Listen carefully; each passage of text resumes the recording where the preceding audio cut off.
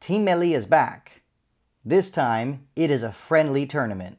On today's episode, we will preview Iran's upcoming friendly match against Jordan and take a look at Amir Ghalenoei's roster. You know the deal, and you know what time it is. It's time for Team Melli Talk.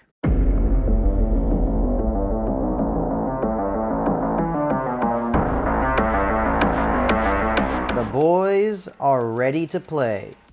Hey everyone, welcome back to Team Melli Talk. We know what you want, so let's get right to Amir Ghalenoei's 23-man roster.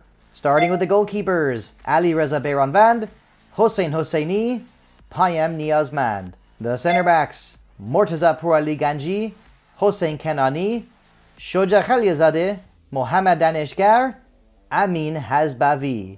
The wing backs, Ehsan Hajsafi, Milad Mohammadi, Sadegh Moharrami, Ramin Rezaian. The midfielders, Saeed Izzatullahi, Ahmad Nurullahi, Ruzbeh Cheshmi, Mohammad Javad, Hossein Nejad. The wingers / attacking midfielders, Ali Reza Jakhanbash, Saman Godus, Mohammad Mohebi, Mehrdad Mohammadi. Last but not least, the forwards, Mehdi Taremi, Sardar Azmoun, Karim Ansari Fard. And for this segment of the show, I am joined by my good friend Bobby. You know him on Instagram as Team Melli Report. Bobby, welcome back to Team Melli Talk. It's great to have you here, man. Thanks, Art. Always a pleasure to be on the show. All right, well, look, we got to get right to it. Iran's friendly match is coming up against Jordan. Let's not forget, this is a friendly tournament. And so Iran's going to play Jordan. Afterwards, after that game, they're going to, depending on how the result goes, well, either way, they're going to play Iraq or Qatar in the second match. Okay, so when taking a look at this list, look, I'm going to be honest with you. I'm pretty sure you're not shocked that I'm not the biggest fan of Amir Ghalenoei, but I want to get right to some of the positives. And, you got some negatives to share too. But first, Amin Hazbavi. He's a center back. I believe he's only 20 years old, plays for Al Sadd in Qatar. A lot of potential for him. He's a very strong defender. He's also very dangerous on set pieces. So, this is, I like that he was called up.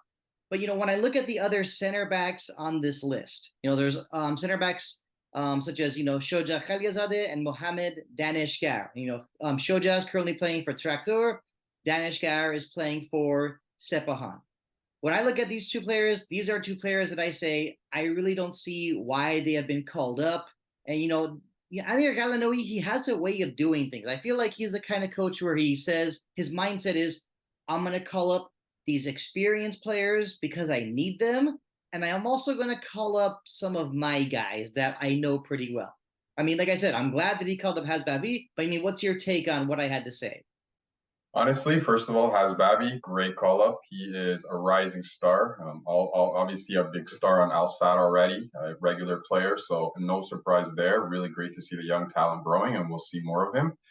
When it comes to Shoja, I might have to disagree with you a little bit because I think he does have the experience that we need. Just having a very reliable center back there, Shoja, I think that makes sense. But completely agree with you with Daneshgar. I'm not sure why he's being called up. He's not young. He's not particularly very young. I think he's 29. And we could definitely have some younger people, especially in these types of games where there's no incentive, there's no risk to try something new, right? So that's really what I would say. And I have been there before to defend Shoja Khaliazadeh. I was actually a little disappointed that he didn't get to play in the World Cup, and that was just because of how much he played during qualifying, and how he really worked really hard in that friendly match against Uruguay. So I know that there's definitely some good from him, but I'm still going to stick to my guns and say that I wouldn't call him up, but obviously glad we see eye to eye and Mohammad Daneshgar. Now, next for the wing backs, let's just go over with the wing backs that were called up. No surprises because of Ehsan Hajsafi, Milad Mohammadi, Sadegh Moharrami, and Ramin Rezaian. Of course, Ramin the legend, right? We always have to say that. But actually, Sadegh Moharrami picked up an injury and he was replaced by Saleh Hardani of Esteghlal. And I have been a huge fan of Saleh Hardani for a long time. I really have. And, so much so to the point where I even preferred to see him on the list over Moharami or Ramin Rezaian. I just think right now Saleh Hardani is kind of like, because of Ramin being such a great player, and what he did at the World Cup. I think Saleh Hardani finds himself in these, tough situations where he keeps being overlooked. Absolutely, I definitely agree. I think Salah Ardani still plays in the domestic league in Iran, so that always kind of diminishes his look. Of course, we had Reza Ayan, who went abroad a little bit, tried a stint in Europe and then in Qatar. So he has the experience abroad, and just the performance in the World Cup definitely provides that reliable right back experience that we need. So definitely. I mean, I don't blame Ghalenoei for that, but again, for games like these where there's absolutely no risk, we should definitely get some of the new guys like Salah Hardani, because I think he's going to be again our future. So we got to give him a shot. We have to let him build that confidence. So I agree with you there, definitely. I mean, I like what Saleh Hardani brings to the pitch. I mean, in my opinion, I view him as being, having more pace than Moharami. And yes, I know people are going to tell me, hey, Moharami plays in Europe. But look, he plays for Dinamo Zagreb, and the Croatian Premier League, or the Croatian First League, is really not that great of a league, in my opinion. So that's why I see how, I understand from Sadeh Moharami's point of view, he probably would be a little upset that he's sometimes, not getting to play, or, Yeah. for the way things have turned out. But I really am that huge of a fan of Hardani. Absolutely. I mean, we got to give him a shot. At the end of the day, when the coach is looking, we do see someone who plays in Europe, and they're always going to get that, start position. And I agree with you. I mean, Maharami has not been getting the playing time that he would like. I'm a big fan of him, to tell you the truth. I love Maharami. I think he has a potential to continue to grow. But yeah, it's been unfortunate. He's been on a slight decline, a lot of injuries, so he just hasn't been the player that we really needed him to be in the last few years. Hopefully that changes. And I still got to momentarily stick to the topic of the wingbacks. I cannot forget this person, Abul Fazl Jalali of Esteghlal. He's a good left back, and I know Ehsan Hadsafi has been, is one of the leaders for the team. He's played for Iran for a long time. I know that, but even recently, Milad Mohammadi also has not been on top form. So when I view Jalali, I see him and I say, sorry, Ehsan or Milad, but one of you are gonna not get called up, for some of these upcoming matches. Yeah, I mean, I could see where your point there. You don't getting someone who's doing well in the Persian Gulf Pro League to an opportunity to play on Team Melli. Sanat Safi, I mean, he's been our captain for some time now. He's been showing consistency. So, of course, he won the Greek league with AEK Athens. So it's kind of hard to drop him at the moment. But I mean, just looking at his age, I think it is time again to give the young players a shot. But I still like to see Sanat Safi, as long as he can kind of play that position, to be there. Okay, now moving on to the midfield position. A player I am extremely excited about is Mohammad Javad Hossein-Nejad of Sepahan. I know he's recently played for Iran at the U20 level. And, when I've seen his highlights before with Sepahan, he's got good vision. He's got very good ball distribution skills. He's also not afraid to pull the trigger from long range. I mean, this is a player where I really, really have to give a lot of praise to Ghalenoei for calling him up. I mean, part of me says that there's even, other players. There's other younger players too that could be called up as well. But I don't think I should get that picky. But I mean, I'm definitely excited for Hossein-Nejad. I mean, I would love to, he needs to play. I mean, that doesn't matter. I'm not saying he has to start, but he needs to play. Yeah, I definitely agree with you there, Art. This one, I think we see eye to eye. Again, another great player. We want to see him thrive in Team Melli, just kind of see what he can do for us. As our goalie generation is getting older and older, I mean, we need those young players to come in and step in and kind of fill in those shoes. So it'd be interesting to see how he does in the next few games in these friendlies. Okay, now when talking about the wingers, like I call this category wingers / attacking midfielders, a surprise call up for me, Mehrdad Mohammadi, Milad's twin. And Mehrdad, I believe this is his first time getting called up since the Mark Wilmot's days. I know we obviously don't want to talk too much about him. Let's move past that as fast as we can. But he hasn't been called up in about 4 years. He did score a goal in one of his appearances for Iran against Cambodia in that 14-0 thrashing. But And look, this is where I have to be honest about things. I've been a fan of Mehrdad Mohammadi for a decent amount of time. I mean, and of course, I'm talking about the times when he was playing for Desportivo Aves in Portugal, but then he disappeared for a while. So now at his age, I saw him on the list and I said, oh, well, that was a surprise call up. But I mean, when I'm talking about wanting to have more younger players, that's where that part of me came in and said that it would have been better to call up players such as Amir Hosseinzadeh of Tractor or Mohamed Omri of Persepolis. Honestly, Art, this one was a complete shock to me. I have no idea what Mehrdad Mohammadi is doing on the team. I don't really see him as a stable fix on the team. I don't see him as being someone who's going to help the team in any way or get any playing time. Again, great guy, twin of Milad, very, very cool set of, I guess twins. But in terms of playing time, I just really don't see him a part of this team. I'm not sure what Ghalenoei is doing here or and why he doesn't give opportunity to some of the younger players that could actually help the team in the future. So I have to agree with you here with Mehrdad Mohammadi. Really don't see him adding any value to the team of any sorts. Yeah, Mehrdad, yeah, he's been solid lately for Esteghlal. He has, but I mean, but like of course, adding on to what you just said, he's also just been away from the team for quite a long time, and recently yeah, Ali Golizadeh is injured. He's been out for a while. Unfortunately, he has not even made an appearance yet for Lech Poznan in the Polish Ekstraklasa. So I know a lot of people are going to say things like, "Hey, there's some injured players. You're going, so others are going to, some other experienced players will get called up." But yeah, I mean, this was a situation where I really do got to say that, like I said, I mentioned Hosseinzadeh or Omri, and either one of them could have been called up. Okay, now moving forward, no pun intended, talking now about the forwards, a lot of Team Melli fans aren't too thrilled about Karim Ansari-Farad getting called up. But I will be quick to say I saw some really interesting comments on social media, on Twitter, earlier today, where someone said that Karim Ansari-Farad is better than Reza Asadi and Shahriar Moganlu put together. When I saw that, I mean, better than both of them combined. When I saw that, I said, this statement is gold. So yes, I agree. But, where's Alayar Sayed Manesh?